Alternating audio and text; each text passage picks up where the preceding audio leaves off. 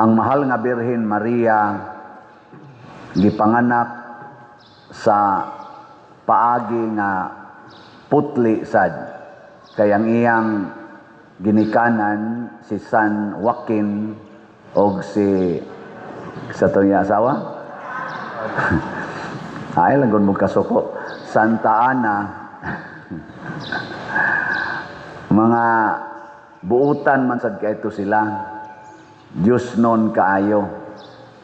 Moto nga gihatagan sila murag guwang naman sa to Santa Ana, wa sa to mga anak.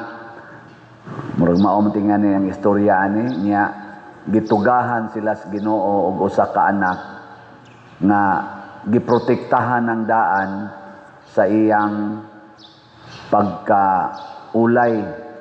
Motong wa siya gipanamkon nga nataptan sa gitawag natong original sin, gipanalipdan siya, mo nang gitawag og immaculate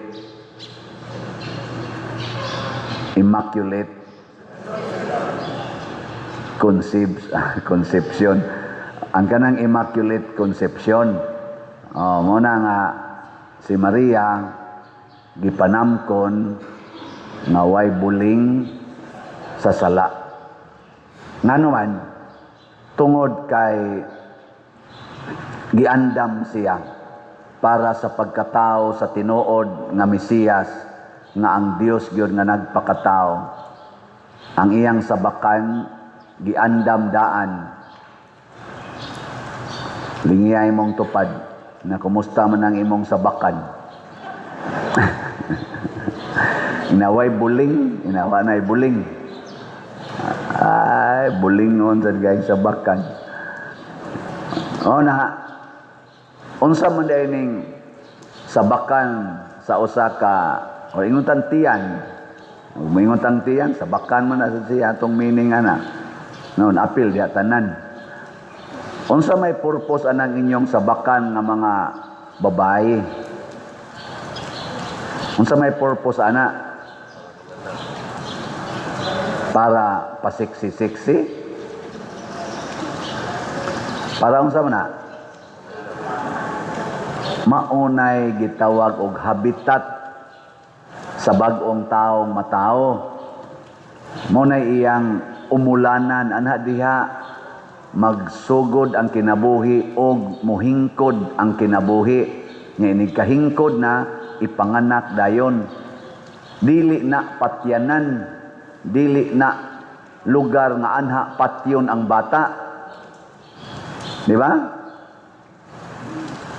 Dili na lugar nga anha nimo iso diha ang pills para mamatay ang gasugod na tagkaumol na ang imong mga healthy reproductive hormones imong patyon pinaagi anang pills. Usa na kapag dagmal sa puy-anan sa bata. Kanang inyong kuan, kanang inyong butanganas bata, unsay tawag ana, kanang inyong duyan-duyana. Kana maidot-duot ba? Ngana.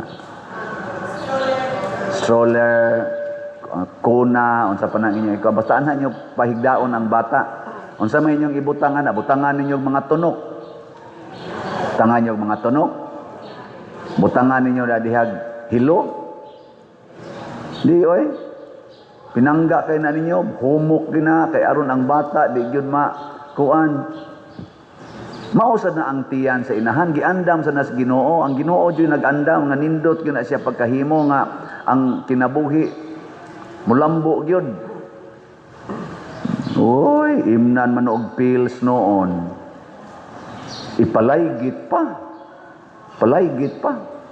Porting sumpay sa Ginoo na para gyud maayo kay pagkadagan unta to similya, blaygiton. Mao na nga si Maria napuno sa grasya kay giandam siya sa Ginoo, sama nato nga giandam sad ta, iyang gituman ang purpose sa iyang pagkatao. Ug ang purpose sa iyang pagkatao aron pakatawhon sad niya ang Ginoo. Kita sad mo sa nay ato aron pakatawho nato ang Ginoo. Diri sa atong unang pagbasa ningon, panaga na mo kay gisulong na mo. O karon ang Israel gisulong na sad. 14 daghanag kontra sa Israel, mga Hamas, mga unsa pa to, Iran ba to? Kato bang sige bomba nila ba karon? O Iran, daghan kay sila kontra. Pero ligon kay sila kay gipanaad nas Ginoo nga bisag gamay kay ka sa bulon sa tungkuana, dili ka mabuntog, makasukol gyud ka kay naa diha ang imong manluluwas. Kaso lang na-translate na karon sa kalig-on sa pakigubat na kalibutanon. Ang tinuod yung gubat nga atong atubangon, ang gubat nga espirituhanon, ug mao na ang gubat ni Maria against sa yawa. Ang giprotektahan ni Maria ang gamay kaayo nga kahayag nga naas iyang sabakan nga mao si Kristo. Ang iyang kontra, ang dako kayong kangitngit. Ang dakong kangitngit ang sala. Wa mabuntog si Maria sa sala. Wa mabuntog. Nilingi ay mong tupad. Ingna nabuntog na ka. Kinsa din hibi, ang wa gyud kayaw-yaw sukad adtong pitsa 1 sa Septembre hangtod karon, wa gyud mo kayaw-yaw diha sa inyong balay. Ta sa kamot. 1 duha ra ka buok ang wa kayaw-yaw nya ni paubos din kay nahinumdom ay nakasinghag man dai ko atong kuan de. Tanawa, sud lang sa 8 ka adlaw, ay nun talang 7 ka adlaw kay September 1 god karon, September 8 pa god ron. Sa to pa sa 7 ka adlaw, nabuntog na ta, sayaw-yaw palandaan, wa pa nay labot sa libak. Libak ba? Marites ba? Nya naapagin ay dumot, no, napagidumot ana. Nya napagin ang pamakak. Porting daghana oy ang kanibang gaway-gaway ba sa yawa ba ang gaway-gaway sa sala. 7 capital sins guna. Imong bantayan. Nya daghan kay mga gaway-gaway kay capital sins guna. Sa to pa nay regional, napanay provincial, napanay municipal, napanay city, sitio. Mga gigmay mga sala ba? Kanang tawag ko na to, mga white lies. Sikat-sikat pa white lies. Kung naman pa der, white lies naman akong gibuhat. Bakak mangyapon na. Kanang pagpa-colors buhok, unsa man na, kamatuoran na o bakak? Namakaka na o nagtugas matuod? Nahimo nang gibakakan ang mga tao, nagtuo mga tao, ug wa jud kay ubano naman gugagon. Nindot kay kag naong, kay itom kay kag buhok, nya ang imo pag yung naong diri, imo pag yung gipa na tangani mo kanang foundation nga nindot kay kag naong, hamis kay tanawon. Haron lang gyud batan-on kag naong bisag 80 na, ana kayo. Pero inignaog nimo nang hagdanan, makita gyud kay nga naman magtagsa-tagsa naman kag tikang ana nya mangita pagkuptanan. Batan-on kay buhok, batan-on kay naong, pero tiguang kay tuhod. Mugawas man ginang kamatuoran god. Mao na ang kahayag ni Maria nga mao si Kristo, ang lain niyang ngan truth, kamatuoran. Mata pa ni Kristo, I am the truth. Si Maria sad nagpuyo sa kamatuoran. Og kay nagpuyo man siya sa kamatuoran, sa atong ebanghelyo karon, mao palay pagsugod og turok sa bata sa iyang tiyan, dili pa maklaro ba? Nya kinaaman siya uyab nga sinayura na sila si Jose. Padung naman to sila magminyo. Tungod kay si Maria nagpuyo mas kamatuoran, iya jong gisultihan si Jose. Na Dio mabdos nako. Nya kay si Jose wapaman ka hikap ni Maria og sexual nga hikap, 14 taong hiubusang Jose. Motong ga-aksyon si Jose og biya. Gaplano siya nga iyang biyaan si Maria. Nya nag-old days Maria, niingon days Maria, "You don't leave me. I cannot live without you." Ni ana days Maria. Wow, relax ras Maria. Nga naman, kay ang kamatuoran nga gipuy-an ni Maria dili ko musalig nga ang makapalampo sa akong misyon sa kinabuhi mao ang akong isig katao. Ang misyon sa akong kinabuhi mulampos ni tungod kay ang Dios nga akong magbubuhat mo'y maghimog dagkong butang dinhi kanako. Dili si Jose mo'y magbuhat og dagkong butang. Moto si Maria wa gyud magsigig gukod-gukod ni Jose. Kinsa may nigukod ni Jose? Kinsa man? Kusga.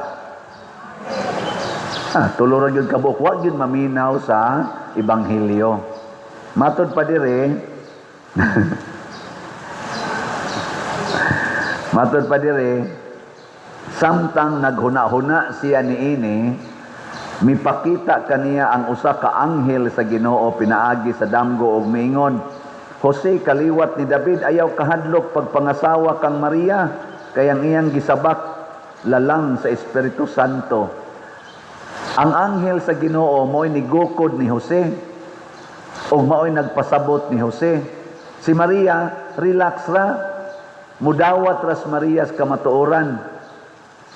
Ana, muna ka mo mga asawa, mubiya na ginay inyong bana, ay mugukod-gukod.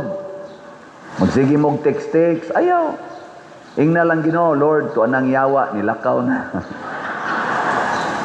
Ang Ginoo na na mugukod dito, gukod. Hoy, yawa, ayaw pagsigig yawa-yawa diha. Dili na makapalangit nimo ang kabit. Balik ngadto sa imong asawa kay mautoy makapalangit nimo. Nya moingon sa dayon ang bana, sao matulod oy nga luod naman kay tugnaw. Pasana ang imong cross kay kanang imong cross mao nay makapaluod mao nay makapalangit nimo. Nga di mo balik dayon imong bana nimo. Ana. Iyan na kang antuson. Ang Ginoo na nilamdag niya tungod to sa imong pagbinuotan.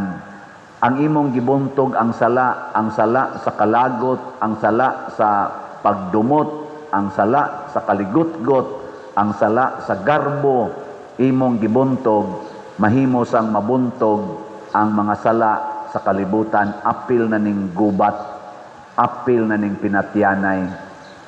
Muna atong iyampo, sa ato karong paghimo niining sa ulog sa birthday ni Mama Mary, mataw pag-usab ang Ginoo sa atong kinabuhi.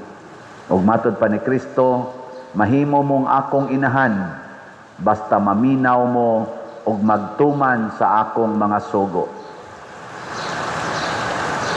Kinsa tong maminaw ug magtuman sa akong mga pulong, mao ang akong inahan, mao ang akong mga igsoon. Kay si Maria naminaw og nagtuman gyud sa sugo sa Ginoo. Kamo dinhi karon nanimba gyud mo bisag gauwan. Pwede na mo mga matay. Nga naman, kay gisugo man ko sa Ginoo ngadtong gahapon sa ato mga misa nga giimbitar ta mo nga panimba gyud mo karong adlaw. Bisag asa pa ng lugar panimba gyud kay atong i-greet si Mama Mary og happy birthday. Ug ang inyong pag-anhi dinhi nga nagkalisod-lisod tungod sa uwan, dako kay nang merit, dako kay na nga grasya. Kana bitang hinumdumi ragod katubang dalaga pa ka ba or ikaw sad lalaki o litaw sad ka nya nakay uyab nya nagsabot mong magkita nya pertigyong kusugas uwan. Pero bisag basa ni adto gyud inyo ang imong uyab unsa imong bation? Kilig kay kastanan. Pero inig himan-himan dili mo to nga inig text nimo nganong wa kami kusog ing uwan sa ipailom latag uwan aning panuwang dako. Di na lagi siya kasakripisyo, mura na kutob iyang love. Pero nagkabasa gid siya dito, pating basa siya. Nauso ka pating basa siya. Ay, okay ra niya, basta kita lang ko nimo. Tukhang da yun. Ade, joke lang mo na ang gugma, mubuntog og mga kalisdanan. Muna karon atong oferan si Mama Mary. Igumas misa, mag-offer ta niya. Kung sa inyong i-offer niya, mas maayo ang inyong i-offer slot. Slot ba? Slot. Yung kapadir, ako man sa dintaon ng pamliti, inig-uli karon gauwan ra ba? pagpasinguan lang uli niya ang imong para ipliti ihog na lang dire kay para slot Mama Mary para ni sa slot ana nya iguli nimo mag-uwa na ngadto ting uwa na nya ini kaabot nimo sa inyo hilantan dayon ka lantan nya convulsion kag mayo wa man say madal hospital kay may kwarta patay din kay kaugma ana unsa may mahitabo nimo ikamatay nimo ikaugma diritso din kas langit kay nganoan maumay naingnan ang imo man paghatag ni Mama Mary mura man sad kag si Santiago Apostol nga namatay na putol ang liog tungod sa iyang pagsunod ni Kristo awa mo hapit og purgatorio diritso ngadto sa langit maganto sad ta mga igsoon para matuman ang atong misyon sa kaluwasan. Manindog ta.